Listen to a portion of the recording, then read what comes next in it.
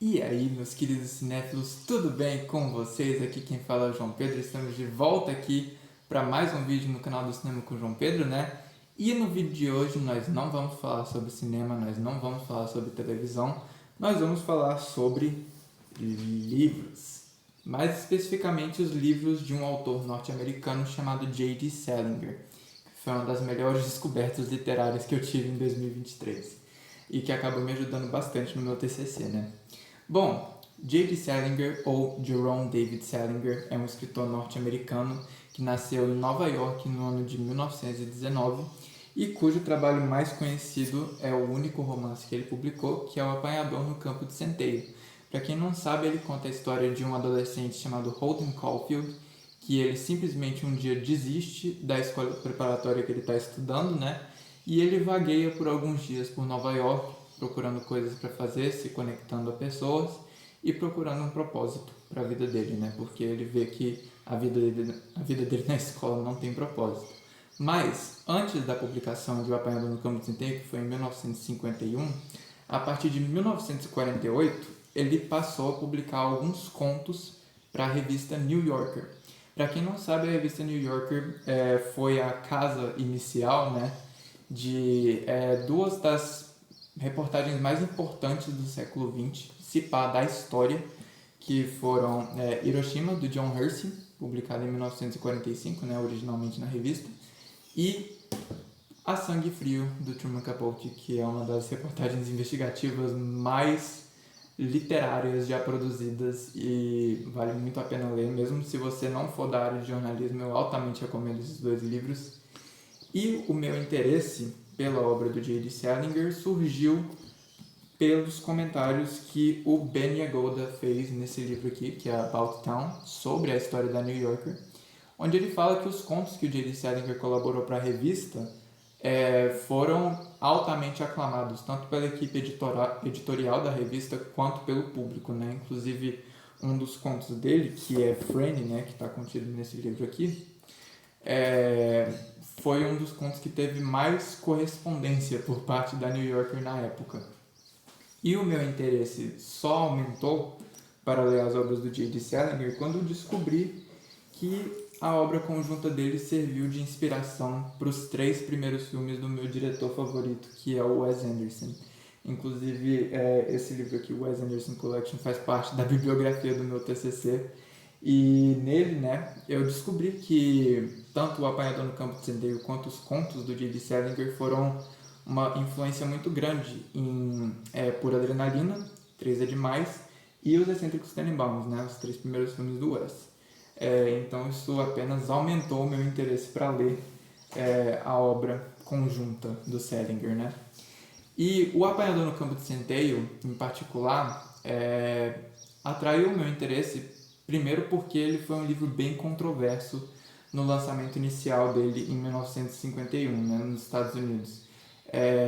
Muita gente reclamou do uso de linguagem vulgar dele, do retrato honesto e franco da adolescência, né, que muitas vezes é permeada por encontros sexuais e tudo isso, e muita gente não estava preparada para ler esse livro ainda, inclusive porque muitas vezes esse livro é lido pela primeira vez pelos estadunidenses na adolescência como parte de uma disciplina de literatura. Ele é tipo o nosso Memórias Póstumas de Brás Cubas, né? E eu já vi muitos relatos de pessoas no YouTube que leram esse livro pela primeira vez na adolescência, pessoas estadunidenses, né? E não gostaram nem um pouco. Seja pela linguagem rebuscada, seja pelos personagens, teve muita gente que não gostou desse livro pela primeira vez, mas talvez revisitou posteriormente e acabou reavaliando, né? E realmente esse livro merece uma reavaliação, caso essa pessoa não tenha gostado na primeira vez, né? E, para piorar as coisas, o Apanhador no Campo de Centeio também já foi conectado a vários assassinatos, mais notavelmente o do John Lennon pelo Mark David Chapman, que foi encontrado lendo esse livro na cena do crime, né?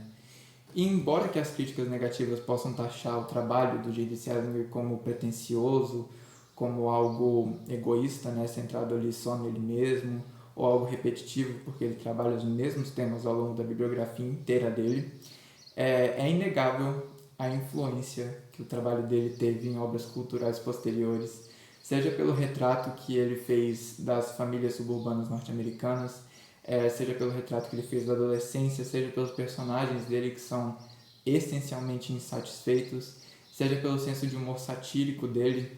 Todos esses fatores influenciaram grandemente a cultura nos dias de hoje, como eu vou mostrar mais pra frente, né? Bom, alguns pontos para saber sobre a escrita de J.D. Salinger. É uma prosa essencialmente sofisticada, ou seja, ela leva tempo para o leitor se acostumar. Não é uma leitura que você entra assim de primeira e já vai rasgando, não. É uma coisa que exige paciência, mas é uma paciência que vai ser ricamente recompensada, porque o J.D. Salinger vai tornando essa estrutura narrativa dele cada vez mais complexa ao longo das publicações, né? E é uma coisa muito legal porque parece um ciclo completo a bibliografia do J.D. Salinger, porque ele não deixa pontas soltas, como eu vou explicar mais pra frente, mas é uma coisa muito completa e é uma coisa que leva tempo para você se acostumar, mas que você vai ser ricamente recompensado pela qualidade da escrita, porque é uma escrita muito boa e flui muito bem. Você nunca se encontra lendo o mesmo parágrafo, você sempre está lendo contínuo, você nunca volta para a mesma página, porque você sente que você conseguiu absorver tudo aquilo que o J.D. Salinger quis dizer para você naquela página, e é incrível, gente, simplesmente. E, segunda coisa, ele costuma experimentar com alguns métodos não convencionais de escrita, né? Isso é exemplificado perfeitamente pelo uso de fluxo de consciência. Para quem não sabe, fluxo de consciência é quando o autor consegue entrar nos pensamentos de um personagem e explorar como ele se sente em relação a algum aspecto, né? Isso é bem presente quando o J.D. Salinger faz uso de narração em primeira pessoa, por exemplo, em O Apanhador do Campo de Centeio. O Holden Caulfield, né, que é o protagonista desse livro, ele se encontra muitas vezes divagando pelo passado, sabe? Tipo, ele às vezes lembra de alguma coisa no presente e aí o autor volta para o passado, para o momento na vida dele referente àquela coisa, e depois volta no presente para ver como é que o personagem vai agir, para ajudar o personagem a agir em relação àquela coisa naquele momento em que o personagem está, né?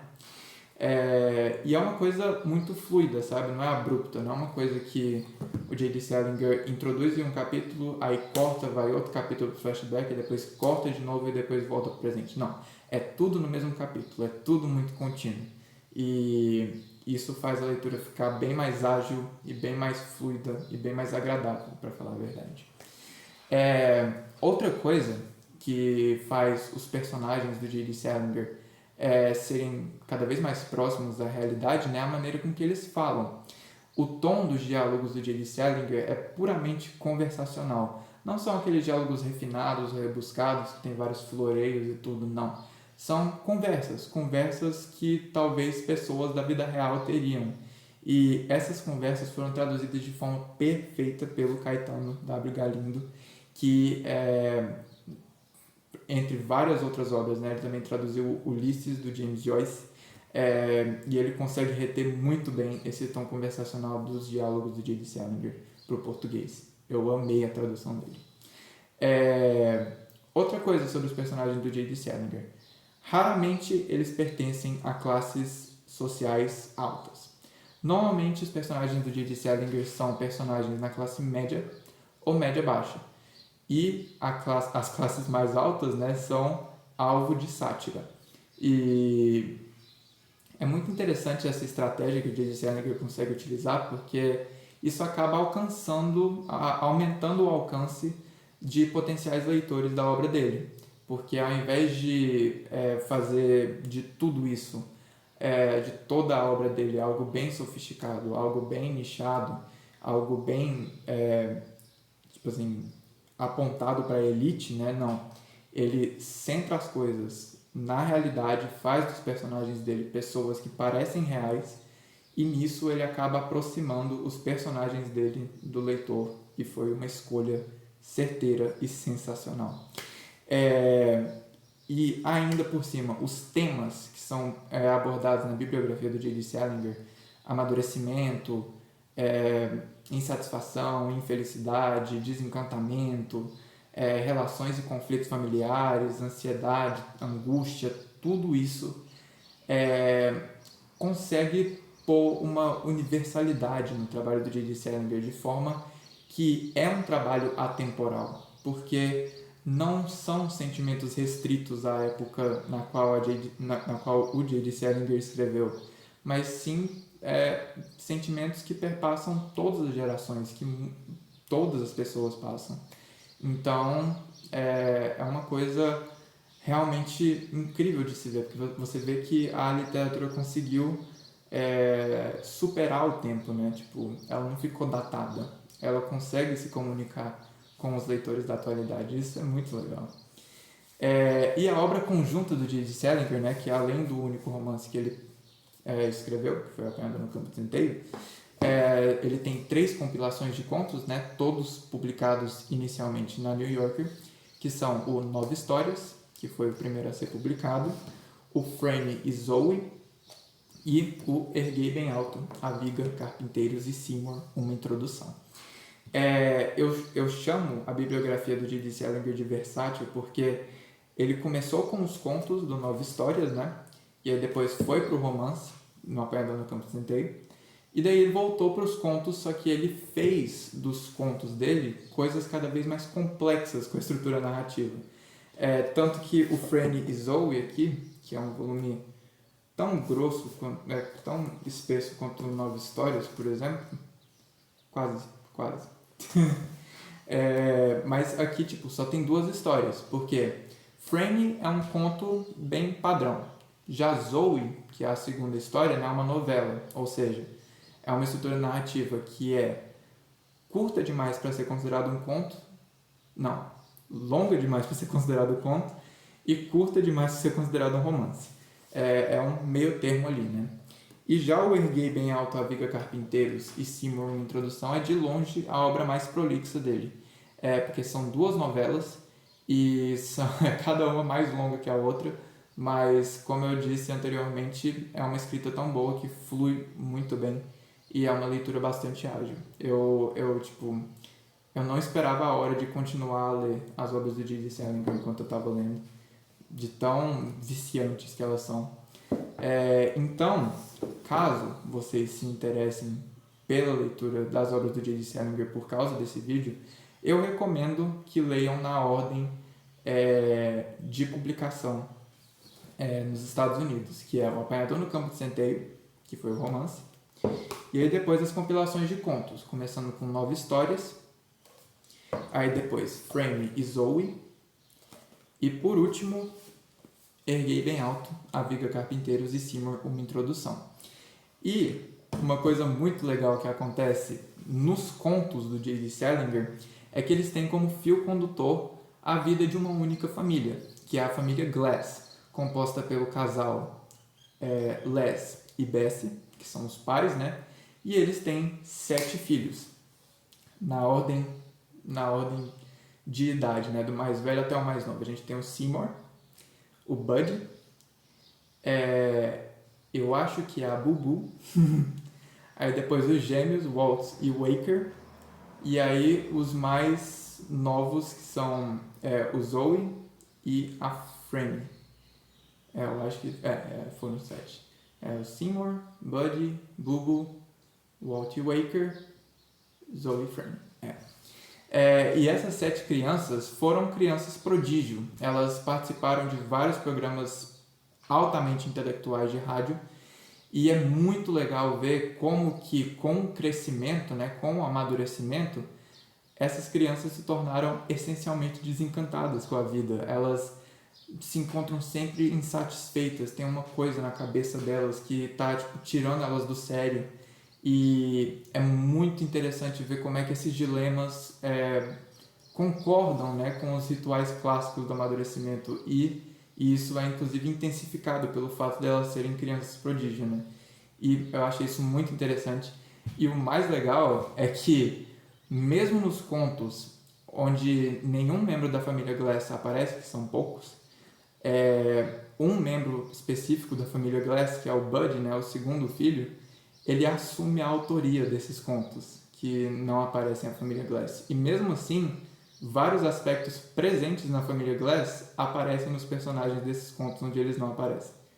É simplesmente sensacional o jeito que o J.D. Salinger vai juntando todos esses pontos. Isso é especialmente presente no Seymour, uma introdução.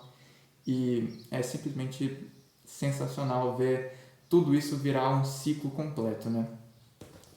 Bom, e mesmo com toda a fama e a infâmia da obra do J.D. Salinger, ele só teve uma adaptação autorizada do seu trabalho, né?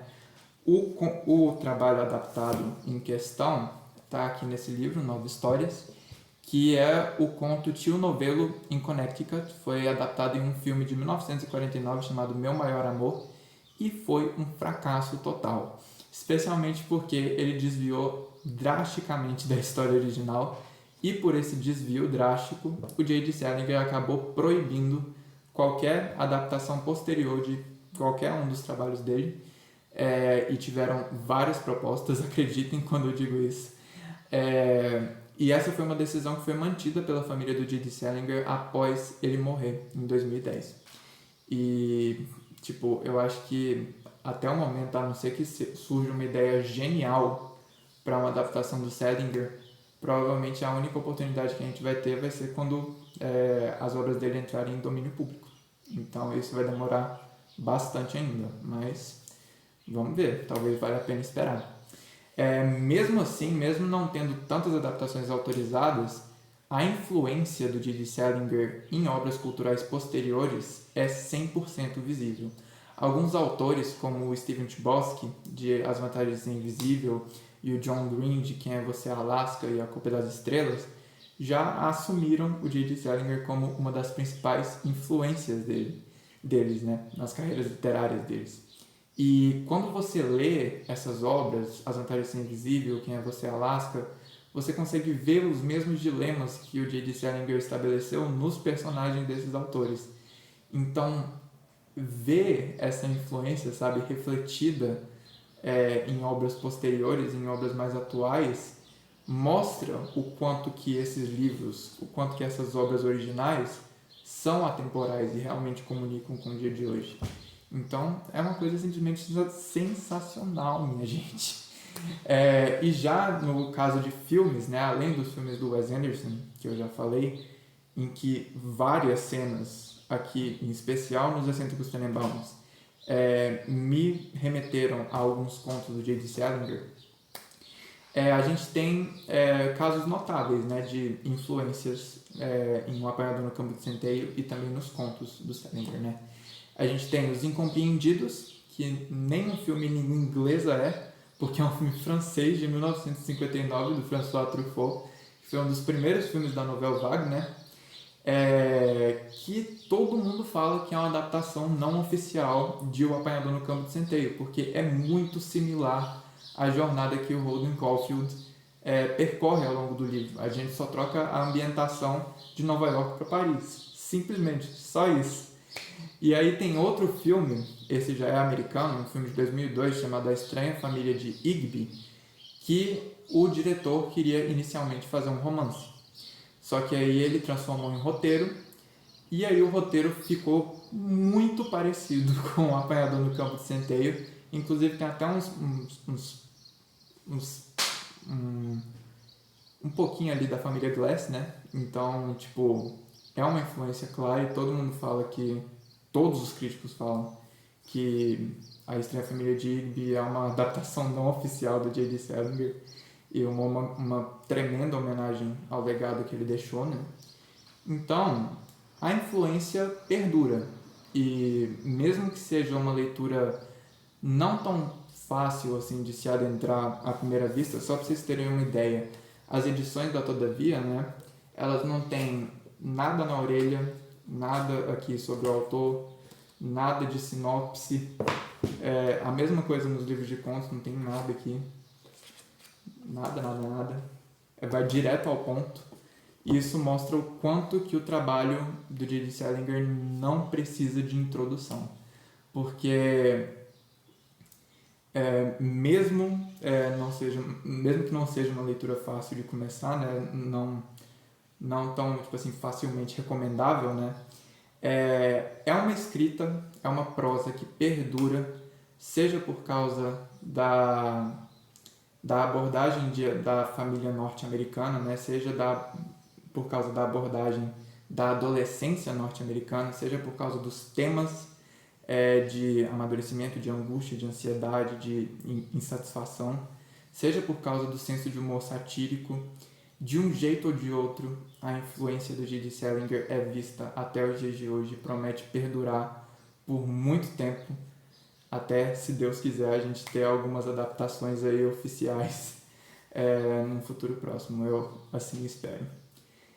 Bom, é isso, minha gente. Eu espero muito que vocês tenham gostado desse conteúdo. Se vocês gostaram, curtam aí, comentem, compartilhem, se inscrevam no canal, porque isso me ajuda bastante. Eu fico muito grato por isso, por ter pessoas que realmente gostam disso que eu faço, porque é simplesmente maravilhoso sentir isso.